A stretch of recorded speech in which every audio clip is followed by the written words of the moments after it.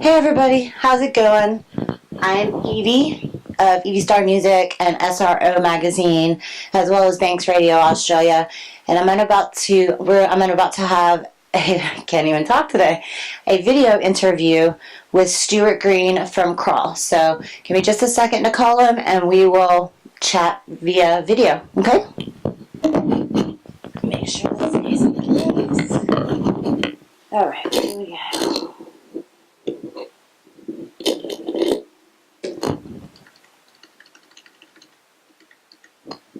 Oops.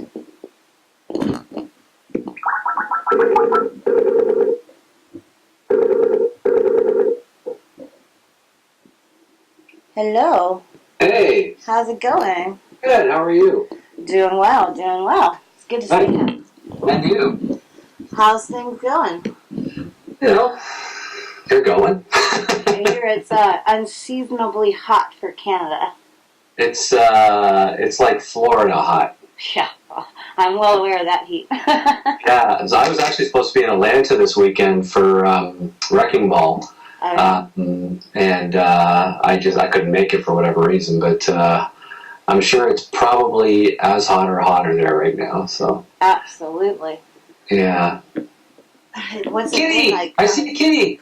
Oh, a big fat one. Yeah, she's that's me now. She's a mess. She's spilled rotten. Nice. So this is Stuart Green of Crawl, everybody, from Toronto, Canada, right? Yeah. You guys are kind of spread out, though, from what I understand.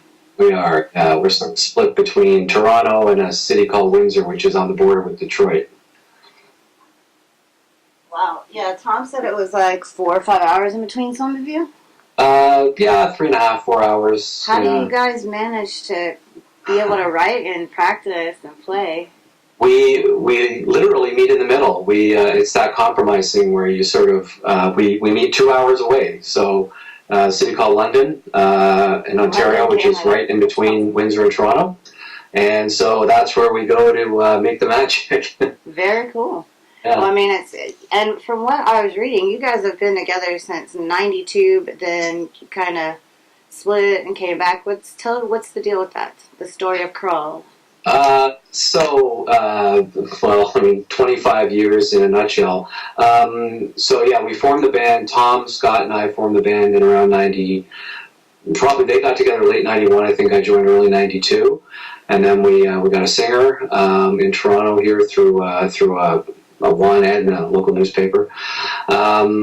We did that for a few years. I left the band in 95 after we had some pretty significant success. I mean, by Toronto and Canada standards. So, you know, we put out a couple of independent cassettes, then we did a CD. We had videos in rotation on Much Music, which is the Canadian MTV. Actually, I know what Much Music is. I've heard of that one before. Oh, yeah, okay. And so we got nominated for 2 years in a row. We were nominated for Best Hard Rock Video. Canadian, we were up against some pretty significant bands, which is probably why we lost. But, just to be nominated was an honor. So we did that, and then around 1995, my life changed, and I left the band, and they continued on with a guy named Anthony Poto.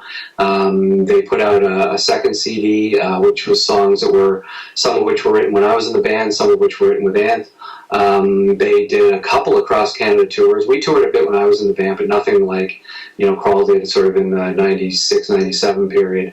And then, the usual story, bands, I think what happened with Crawl is we sort of got to a level, and it was kind of like, it was make or break time, and unfortunately, the music scene in Canada at the time was such that, the biggest bands coming out of Canada were, Bare Naked Ladies, Tragically Hip, sort of more straight ahead kind of rock bands. So for heavy rock bands like Crawl, there wasn't really a place, and so I think a lot of that kind of, factored into, the band sort of just kind of, going their own way. In around, I think 1997 was probably the last actual Crawl show, until 2012. And so Scott and I started talking in around 2011. and we talked about sort of pulling the band back together. We approached Tom in 2012, and he was originally a little reluctant to do it, and I'm sure he would tell you that.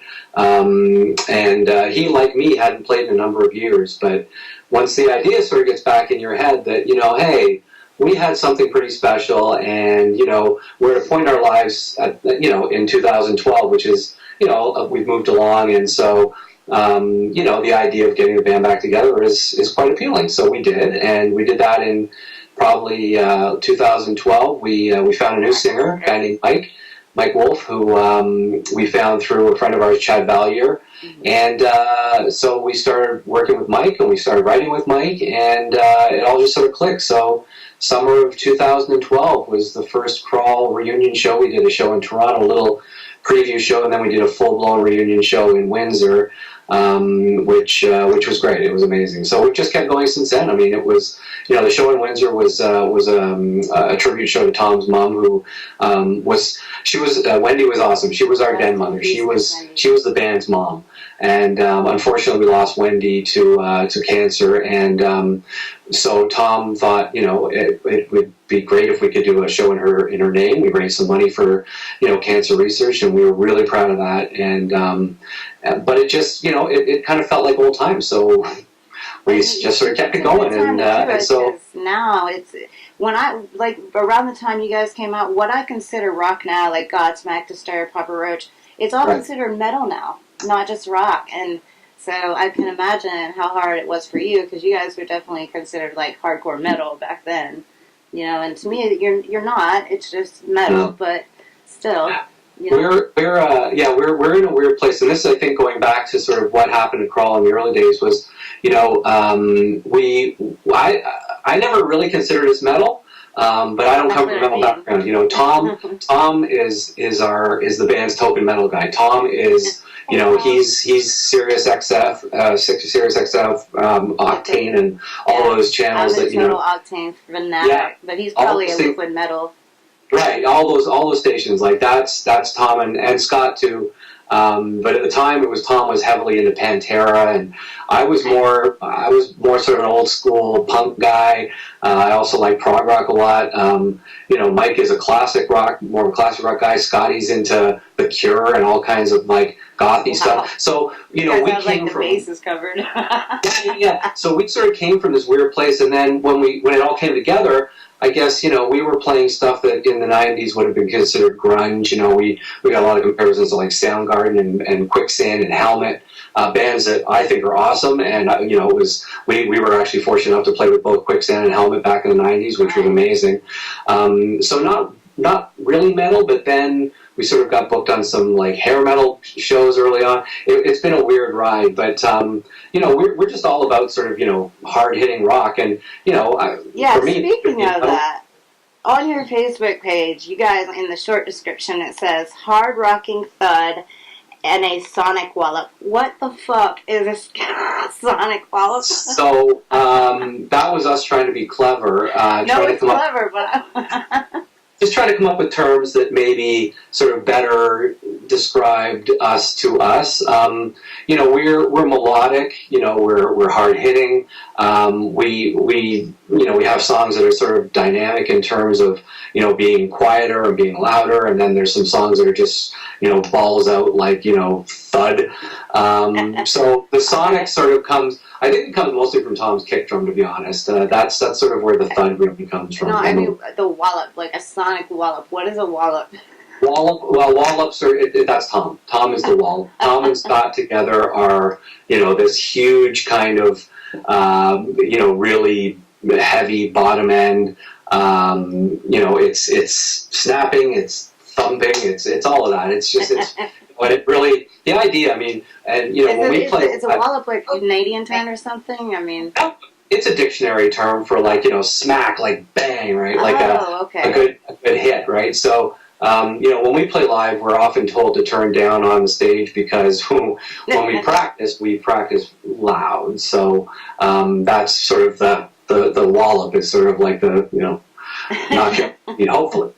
I don't even know how I heard of you guys, but I know that since about 2013, I've been spinning you guys' music on my different radio shows. So it's pretty cool to be sitting here talking to you, because when Miss Terry, hi Miss Terry, whenever she, said that to set this up for us, I was like, oh yeah, I know who those guys are. I play their music all the time. Thank you. We appreciate that, and we know that you guys have been good to us, and whenever possible, we share on social and try and share the love. It's nice to be liked. Oh, it is definitely. So tell everybody about the new EP, the Crockford Files. Sure. You mean this? That one, exactly. So that's our second EP since reforming. So we did Anticipate the Fall in 2013 or 14, I think we released that. No, 14 we released it. And so Crockford Files is another EP. It was a batch of songs, 3 of which were written with the band as it is now, a couple of which were written at a time that neither Mike nor I were in the band. Smother Mary and Bangladesh were written with Anthony on guitar and Steve on vocals, and so times change, band members change. We thought, let's give these a try, and we've sort of recrafted them in the image of Crawl in 2016, and I'm really happy with the result. I mean, we did some rearrangement, we did some new guitar treatment. And so the EP is 3 brand new songs. Mine, which is sort of harkens back to, I guess, our glory days. That sort of standard drop D kind of riff rock that we did a lot of. Dead and Heavy Rain are new for us. In the sense that I bought a 7-string guitar and started experimenting with that. So I don't play the 7-string like, a band like Meshuggah plays a 7-string, or, well, I play like 8 or 9 strings, but, bands that sort of play those multi-string guitars, they tend to do a lot of kind of noodly stuff, like, a band like Periphery or something like that. I actually play the 7-string like a 6-string and play chords down there, so everything just ends up being... It's got a lower string than the actual 6-string? Is that what it's a lower B. So it's the standard 6 plus a lower B. So that's a fifth, right? Yeah, and I'm not as anyone who's heard the band knows, I'm not a noodler. I don't do, those solos, right? I'm not the guy from, Asking Alexandria or some band who does, a lot of... Yeah, I don't do that stuff, right? So I just started playing the 7-string like a 6-string, came up with some interesting sort of riffs and chords, and Scott, luckily enough, had a 5-string bass, which has the low B as well.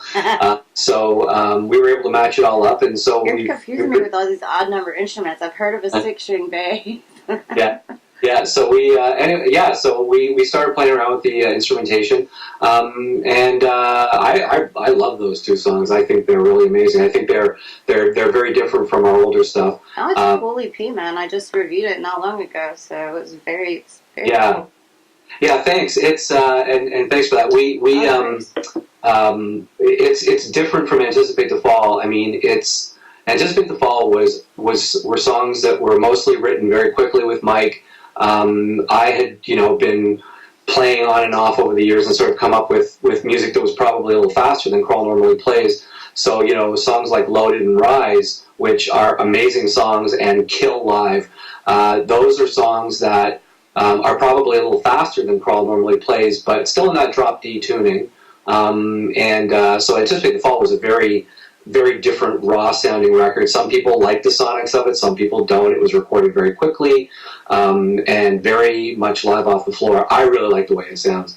But this one, Crockford Files, is much more sort of like what we used to do, where we take time to arrange the songs and really think about the parts and sort of, work them all out, and there's some dynamics that we played with.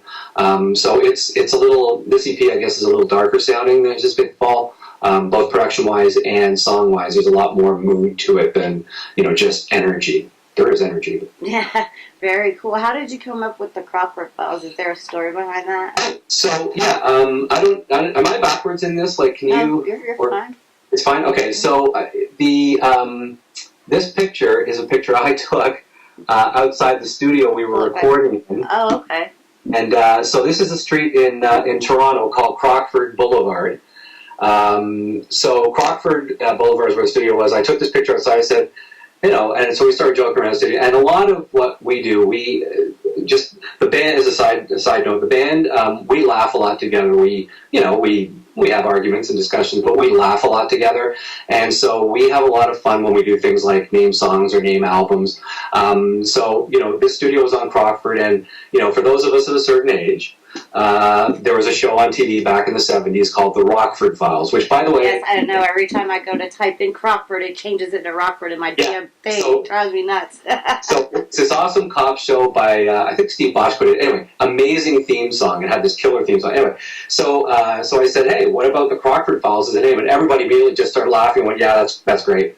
So that's really where the name came from. It was literally the name of the studio, and, you know, Rockford Files, Crockford Files, you know, for some people it was, you know, a good laugh and sort of a callback to, you know, a bygone era of television, I guess. That's very awesome. Hold on one second. Yeah, of course. Okay. I just have to make sure that I can only record 20 minutes at a time, so Okay. I can't, you know, we're getting close to 20 minutes, so I wanted to go ahead and stop it and restart it. Okay. Anyway, so we were talking about the Crockford Files. Yep. What is there a message that you're trying to get across to people here, and how would you describe like the music to people who haven't heard it? In terms of message, I mean, you know, Mike is our chief lyricist. He's like I say, this EP, unlike Anticipate the Fall, was more, you know, like a song like Rise is sort of about the state of the world.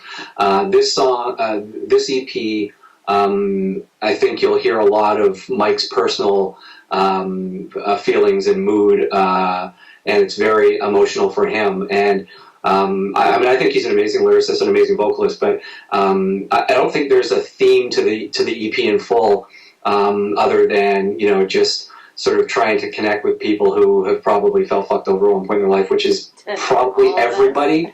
So it's kind of the universal message of, you know, love, hate, death, and all of that.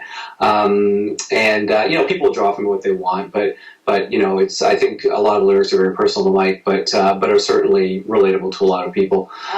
What we'd like people to take away from it is you know, whatever they want. I mean, you know, it sounds kind of cliche, but I mean, you know, music is very personal to people, and if they like it, they like it. If they don't, I respect that, you know. But you know, what I would describe to people who haven't heard it is, you know, it's loud, it's melodic, it's got a lot of groove, it's got a lot of heart, and it's got a lot of real kick to it. So, you know, to compare it to something like, you know, something that people might know is like you know, like I said earlier, like a Helmet or a Soundgarden, maybe a little edgier than that, but sort of in that vein. Nice. Very cool. Well, since we're talking about your new music, are you guys planning on any tours to support the new EP? We don't have anything booked right now, but last winter we did the crazy thing that bands do in Canada, which is tour in February. And touring in February in Canada is, if not risky in terms of your own personal safety, it's risky in terms of getting people out. But, you know, there are places where nobody tours in Canada in February. Well, very few bands tour in February in Canada. So it kind of opens up the market. So we may do something crazy like that again. Who knows? We'll have to talk about that. But we did a CD release in Windsor 2 weeks ago. We played in Toronto with Pop Evil last Friday. That was a great show. We did really well at that show, and we love playing with bands like that. We played with Nothing More, we played with Hell Yeah, we played with Texas Hippie Coalition. Such a great band. I mean, those shows for us are amazing because, you know, it introduces us to a whole other audience, and without fail, to you as well. Yeah, well, and without fail, we do. You know, we get people, new fans out of those shows. So, so our tours kind of are a combination of, you know, literally touring and then, you know, sort of hitching on with bands that are touring bills, and those are always a lot of fun for us too. Awesome. Well, do you guys have like a routine, like this something special that you do before you go on stage, or right after you get off, or? Yeah, I mean, our ritual lately has become we stand in a prayer circle and we pray for Scott's bass rig to work. Because poor Scott has the absolute worst luck with his bass gear. So we now get in a circle and we put our hands in and we pray to, you know, whatever God we're believing in on that day that, you know, the bass rig works. Probably the God of Thunder would be the best God right to in that case. So no, I mean, our pre-gig ritual is really just to sort of just, you know, go through the set list, talk to each other, and say, you know, good show, guys, let's do this. And we don't have anything more formal than your that. shows Really. probably feel like a homecoming to you guys because, like I said, you live so far away. So when you do see each other, it's like, hey, buddy, what's up? How you been? You get to have fun. Very much so. There is a lot of that for sure. I mean, with the Pop Evil show, you know, we hadn't seen each other except for a couple weeks beforehand, so it was good to see the guys again. Oh, I bet. Sorry, I thought I turned that off before the interview. And now that keeps going off, I'm like, all right then. Of course, it never rings when I'm not doing anything else. You know how it is. So, do you have any guilty pleasures? Like when you get off tour, what's something that you miss that, you know, maybe you're, I don't know how to really describe it right. No, we don't. I mean, you know, I mean, we probably have individual guilty pleasures in terms of, you know, the music we listen to or the, you know, the TV shows we watch. But no, we don't have a band ritual. What's yours personally? Like when you get off tour, what do you always go for?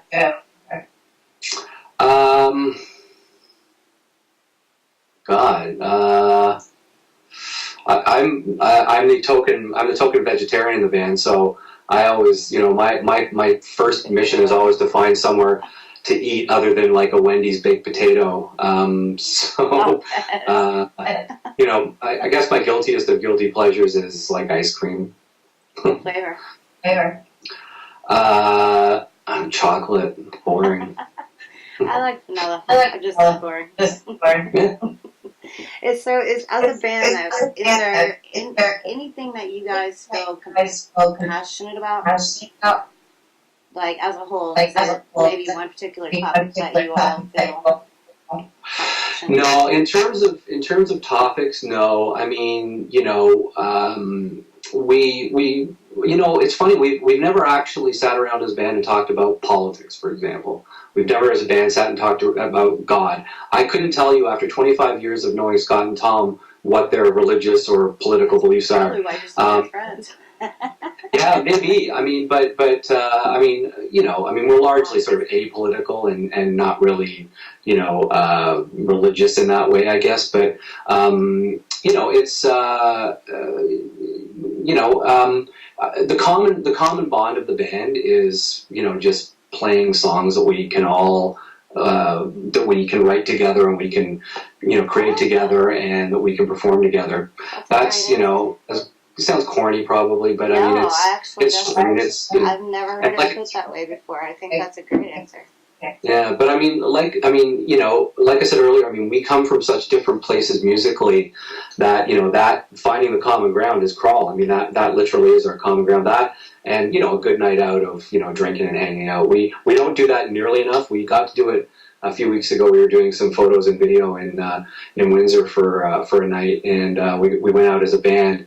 And we had an amazing time, and we don't get to do that enough because of distance. But it always comes back to, you know, just the love of the music and being able to sort of sit in a room with each other and play it. Right on. Well, is there any advice that you would give to today's aspiring musicians, considering you've been around for 25 years and seeing how it's changed? Well, I would actually like some advice from bands, like younger bands that are making it today, because, you know, it's not like the old days. When we started, you know, it was you know, you did a demo, you tried to get a major label deal, you tried to get managers, you tried to get publishing deals, you tried to book tours through agents and all. Like that was, you know, you did it that way, right? You know, when we reformed, the landscape had changed significantly, and self-releasing music and the whole world of major labels had changed radically. You know, major labels are very small now. They don't, you know, own the market the way they used to, and a lot of bands are making it just by, lucking into a good video or something that goes viral, or having a really catchy song that someone just hears on YouTube and says, "Wow, that's amazing." I mean, you know, these were not options when we started. You didn't put a song on YouTube and hope someone important heard it. You had to actually go knocking on doors, and we did a lot of door knocking. It paid off. I mean, we did relatively well. So I'd actually like to flip that and hear from bands giving, you know, old guys like us advice on how to make it in the music watches business these days. if you have any advice for them, let them know. We'll go ahead and tell everybody it's going to be on Banks Radio Australia, SROMagInc.com, that is INC, and it will be on EvieStarMusic.com, and that's spelled EVIE. And it will also be on our Mixcloud account as well as our YouTubes. My personal YouTube is Evie Star Rocks. SRO Magazines is SROMagInc again. So you can rewind, pause, play this as many times as you need to get those. Theirs is Crawl Rocks for everything. Yeah. Website Crawl Rocks / Crawl Rocks every account. Which makes it very cool. It's a lot easier to find you guys that way. Yeah. Any shout outs that you'd like to give or say anybody you want to say hi to or anything? Sorry, any what? Shout outs or anybody you'd like to say hi to? Yeah, I mean, you know, we've made some great new friends since we reformed the band. You know, a lot of the bands that we played with back in the day are no more. But we've made a lot of great new friends. Like I mentioned, a guy named Chad Valier earlier, who introduced us to he's got a band called Valier, VALYEAR. Check them out. They're awesome. He's just getting a new drummer in shape, and then he'll be ready to rock some more. There are a lot of other bands. A band out of London called Swerve that we've played with a few times. I'm going to get killed because I'm going to forget a whole bunch of bands, so I'm just going to stop because if I mention a few and don't mention them all. Shout out to all the band buddies. But also to, you know, we also have to give shout outs to our friends and families who, you know, put up with a lot of, you know, we're in different places in our lives now, right? Like, you know, a lot of guys in the band have family, and you know, it's you know, to get away and, you know, record and play and tour and do shows out of town and all of that stuff. You know, it's a lot to ask of them, and they've been super supportive. We've got some amazing family and friends in Windsor who, you know, who we wouldn't be doing any of this without them, because every time we do a show in Windsor, you know, 200 or 300 of them show up, and that's always amazing. So, so it's a lot of bands. I'll solicit the guys, and we'll get a list of bands together, and we'll share all their links and things, because there are a bunch of bands that we would like people to check out for sure. Okay, awesome. Well, that's pretty much all I have for you. So I just want to say thank you for the interview and for talking to me, and I can't wait for you guys to get to America so I can actually see you play. Yeah, we would love to if anyone out there can help us with some shows. What's that? Come down to the other Florida. Yeah, the other Florida for sure. We'd love to. I mean, we played in New York last summer. We went down to Long Island and played in Twisted Sisters rehearsal space, which was kind of interesting. Nice. For an internet radio show. With a bunch of other very different bands. That was kind of cool. But so yeah, we'd love to come down and play some shows there. We'd love to. Awesome. Well, I'm looking forward to it, and I will keep spinning your EP on my show and making sure to help you get the word out there. Thank you so much. We really appreciate it. That's great. No problem. Our pleasure. We should take care of Stuart, and again, this is Stuart Green of Crawl. Make sure you check them out at Crawl Rocks. Thank you for talking to me, Stuart, and you have a great day. Thank you. Thanks, you too. Bye. Bye-bye. All right, that's it. We're done.